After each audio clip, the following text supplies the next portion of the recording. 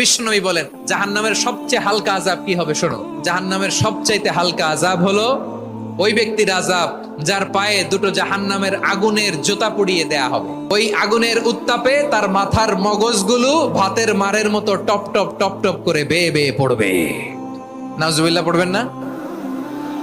আচ্ছা প্রিয় সিলেট, আওয়াজ করে বলেন, এইটা যদি সবচেয়ে লাইট পানিশমেন্ট হয়, সবচেয়ে হালকা পাতলা সহনীয় আযাব যদি হয়, তাহলে ভয়ঙ্কর তোমার আযাবের কি অবস্থা হবে? আমরা কি ওই জাহান্নামে যেতে চাই? জাহান্নামের অবস্থা এত ভয়ঙ্কর হবে, জাহান্নামের ভেতরে লক্ষ লক্ষ কোটি কোটি কাফির মুশরিককে দেওয়ার পরেও জাহান্নাম বলবে হালমিম মাজিদ, আরো আছে নাকি, আরো দাও। কোটি কোটি কাফেরের দল, মুশরিকের দল, সীমা লঙ্ঘনকারী দল, তাদেরকে যখন জাহান্নামে ফেলা হবে, বড় বড় পাথর খণ্ড জাহান্নামে ফেলা হবে, তারপরও জাহান্নাম বলবে হালমিম মাজিদ, আরো আছে নাকি, দাও, আরো দাও, আরো দাও। আমার ক্ষুধা নিবারণ হয় নাই।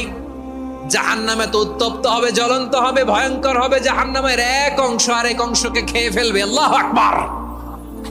ফেরেশতারাও টালমাটাল হয়ে যাবে। জাহান্নামের রক্ষী ফেরেশতারা কি করবে তারা নিজেরাও বুঝতে পারবে না। কোটি কোটি মুশরিক কাফেরদেরকে জাহান্নামে নিক্ষেপ করার পরেও জাহান্নাম ঠান্ডা হবে না, শান্ত হবে না, বলবে হাল মিম মাজিদ, আরো আছে নাকি, আরো দাও। তখন আল্লাহ তাআলার কুদরতি পা জাহান্নামের ভেতরে ঢুকিয়ে দিবেন।